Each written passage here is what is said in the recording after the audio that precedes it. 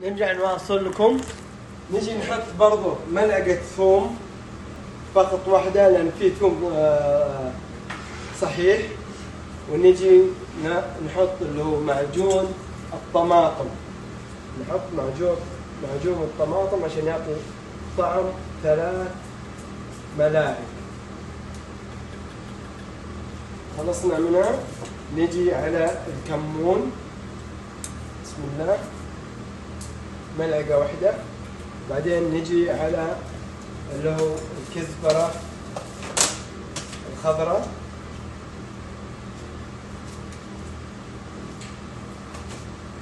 ونجي برضو على الطماطم.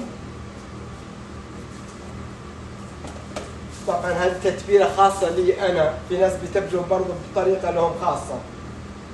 نحط 3 ملاعق من الطماطم.